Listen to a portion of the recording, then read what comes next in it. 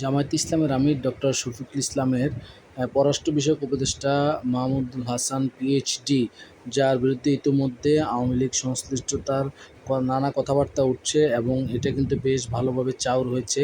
মূলত তিনি গতকালকে একটি পোস্ট করেছেন যে যারা ওনার বিরুদ্ধে বিভিন্ন প্রচারণা চালাচ্ছেন, অপপ্রচার চালাচ্ছেন, তার বিরুদ্ধে অ্যাকশন নেবেন, এগুলো তিনি বলেছেন। তারপরে মূলত আরও অনেক নানা বিষয় উঠে এসেছে।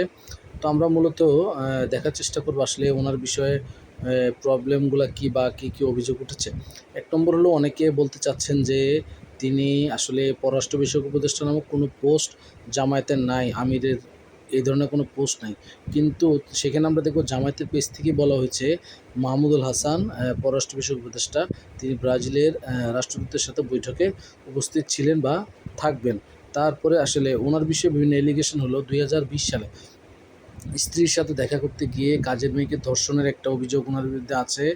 তারপর যে এরপরে উনি শেখ হাসিনাকে হার এক্সিলেন্সি বলে পোস্ট করেছিলেন, ওনার শুভাকাঙ্ক্ষী ওনাকে শেখ হাসিনার উপদেষ্টা হিসেবে পরিচয় করে দিয়েছিলেন।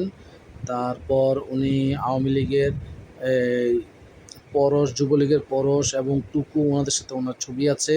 প্লাস উনি হাসিনার বহরের সাথে ছিলেন এবং ইন্টারেস্টিং একটা বিষয় হলো, তিনি হাসিনার স্মার্ট বাংলাদেশ নামক বিষয়ে উনি একটা গবেষণাপত্র প্রকাশ করেছেন।